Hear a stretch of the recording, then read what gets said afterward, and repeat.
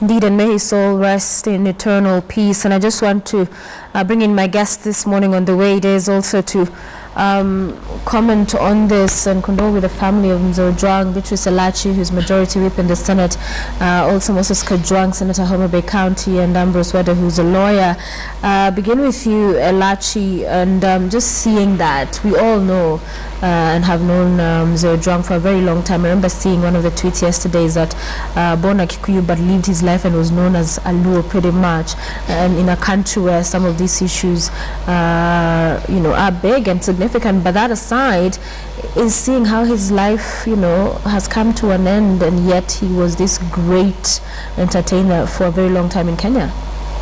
Thank you, Sophie. First, my condolences to the family, and also just to imagine that for us, we grew up knowing Ojwang was Luo, and today, as he rests, I know that many Kenyans will remember him. But I just want to go back to my government and say that sometimes, as much as you'll say, because I've seen the CS saying they had paid their contracts, they owe them nothing. I think these are some of the heroes we are saying that as government we have to take care of them. So I'm just hoping as government we will take care of the burial of Kajwang, and we will look at his family and ensure at least one of the children who I know for him, maybe he made sure they've got an education, just see how they move on as a family, so that they will always remember the great, because it was not just the arts that he used to and the drama. I think he used to do a lot of civic education in that. So we have to remember that part of what Ojwang did was to create awareness on what is happening in government, what is happening in the country, why should we have cohesion. At one point I remember watching one of his programs and enjoying it, but in real sense what Ojwang was trying to just say, that family is a unity and you must appreciate the institution of family. And Senator Kajwang, you get the sense that there was almost a warning from above, that things are really bad early on in the year when the story broke about how he was going blind on one eye, and now he is gone. And at the time when you'd have expected concerted efforts to help him out, you see what CS there, some of the remarks that were being made. Does that say that perhaps not enough was done at that particular time? Yeah, Sophia, bearing a name like Kajwang means that when I was growing up, children used to call me Ojwang, and they used to wonder whether that was my father. So that is how deep Mzee Ojwang influenced us when we were growing up. It is unfortunate that at his final moments, he was in the levels of poverty that we have seen on TV, and we have heard from Akina Mama Kayai saying that Ojwang had more or less been abandoned. Listening to the cabinet secretary saying that the government owes Ojwang nothing is extremely callous and very unfortunate.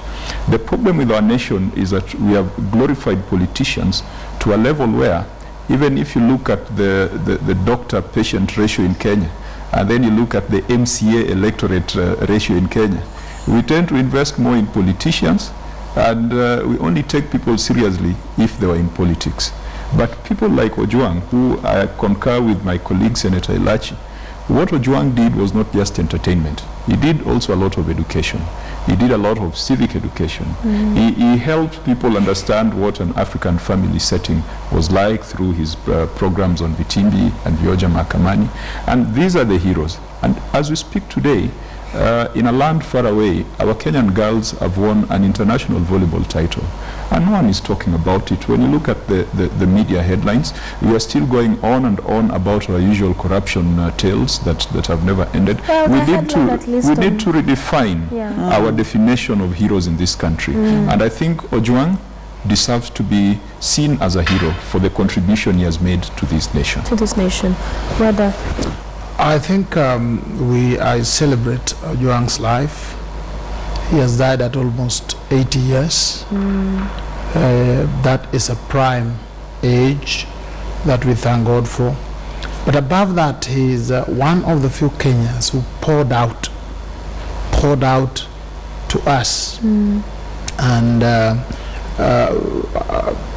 he's left a legacy that is worth emulating, because he made a contribution in our lives, and that is why we know him. I really do not think that life is about making money or having money. It's about pouring out the talent. And we are all guilty. Why are we guilty? We steal from the artists. We dub their music, we watch free. We actually steal. It's not government, it's us not valuing art, stealing it, dubbing it, counterfeiting it. If we could come up with laws and regulations like in America, they just hit some bunch of teens and it's called music and it's guarded and you make your money. Here, the talents are there, but we don't cover. I think, to me, Ojwang has done very well, and may he go. I hope he died knowing Jesus Christ, so that he will rise again. And let's not worry about how he died. He is gone and he is poured out, and that is very good. Let those who are alive also pour out their talents for us.